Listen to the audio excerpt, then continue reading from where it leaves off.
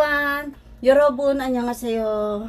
Again and again, welcome to my kitchen, welcome to my YouTube channel.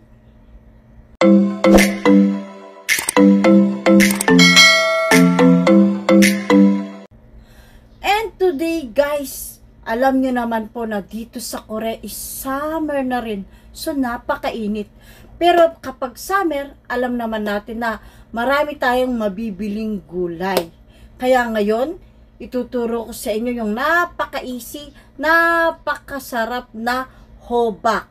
Maglalagay lang tayo ng konting alamang at lalagyan natin ng konting spicy. Sure na sure, swak na swak sa inyong tiyan. Dahil napakasarap po niya. Tara na, umpisahan na natin ang ating masarap na spicy hobak.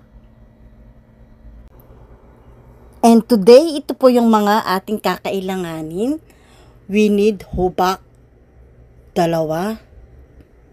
1 onion, 1 tablespoon of minced garlic, then spring onion leaves. Ito po yung sewchot, yung alamang, 1 tablespoon. We need also chili spicy. Kung ayaw nyo po ng spicy, wag po kayong maglagay. Pwede naman po tayo maglagay ng hindi maanghang. Kung gusto nyo po maglagay ng magic sarap, dasida, nasa inyo, or yung betchin. So, ayan po siya. Kakailanganin po natin yung tubig niya. And now, slice na po natin yung ating masarap na fresh hobak.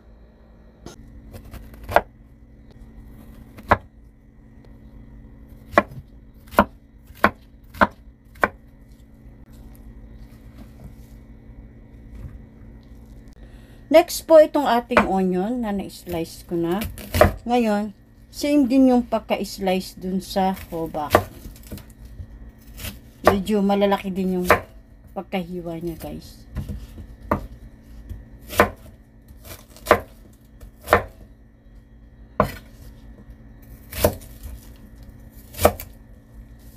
So, ayan po. Okay na siya. Next, yung ating spring onion leaves.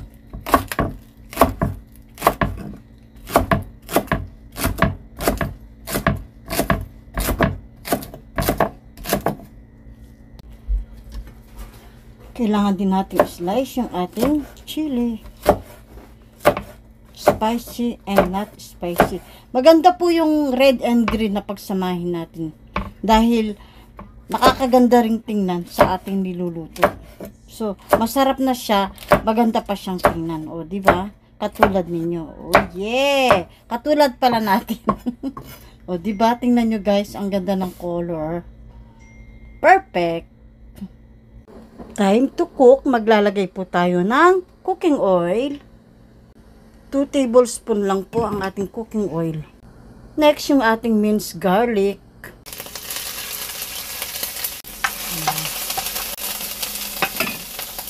Of course, yung ating onion.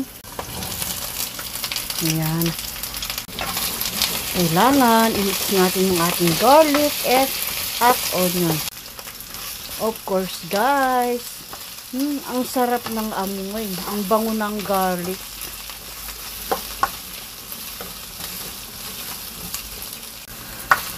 After natin maluto yung ating garlic and then onion, ilalagay na natin yung ating sabaw. Ito yung dashi water. Yung dashima na nilagay natin kanina. Binabad natin. A few moments later. Please don't forget to subscribe and click the button na po para makasama kita sa journey ng aking YouTube channel. And of course, para maging aware ka sa lahat ng ating mga bidyong bagong i-upload. Tara na! Ituloy na natin ating pagluluto. And now, kumukulo na siya. Kailangan ilagay na natin yung ating masarap na hobak. Ayan. And then, imimix po natin siya.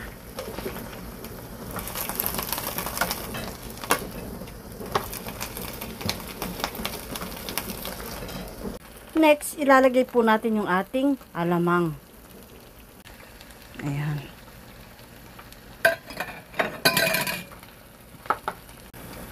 Ayan po, nakita nyo naman, hindi po mahirap yung ating recipe today. Hindi po kayo mahihirapan na lutuin ang ating masarap na hobak. Naglagay na po tayo ng alamang. Siyempre, kapag halimbawa gusto niya ng medyo maalat-alat, or matabang pa siya, pwede po tayo maglagay ng yung tinatawag na kukkanjang or soy sauce.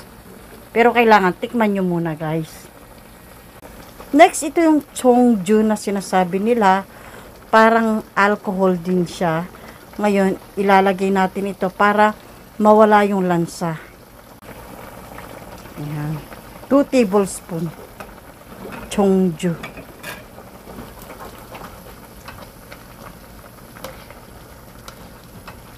Ayan. Tingnan nyo naman, guys, may sabaw na kayo. May vegetables pa. O, diba? And then next, maglalagay tayo ng huchu. A pinch of black pepper.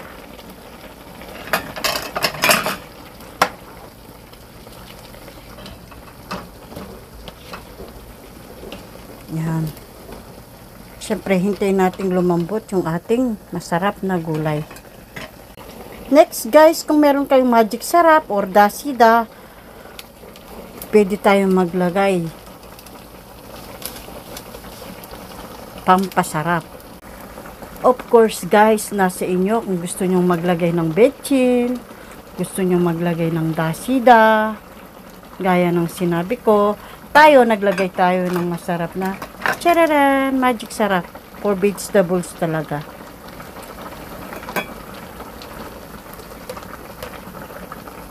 And then, tikman natin siya, guys.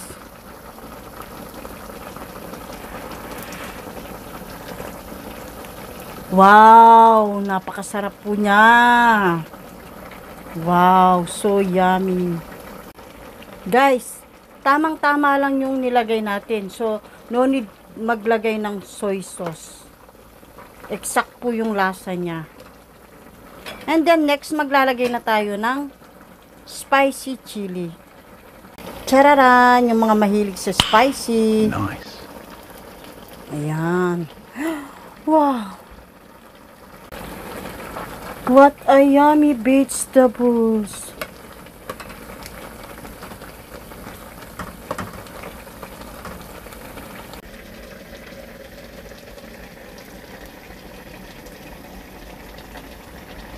Okay, ilalagay na natin yung ating spring onion leaves. So, ayan po. Malapit na po maluto yung ating vegetables hobak. Sa mga gustong maglagay ng chili powder, masarap din po kung maglalagay tayo kahit half tablespoon lang siya.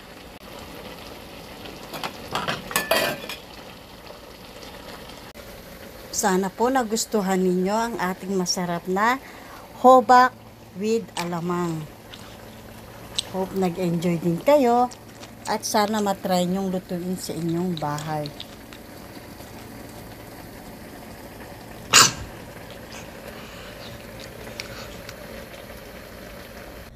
So ayan po, nakita nyo naman kung gaano lang ka-easy. Hindi po kayo mahihirapan sa ating ginawang hobak. Dahil hindi lang po siya madaling lutuin, syempre, number 1 is masarap po siya.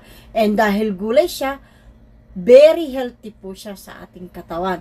Kaya magluto na kayo ng masarap na hobak. Thank you, guys. I love you all and God bless you all. See you again.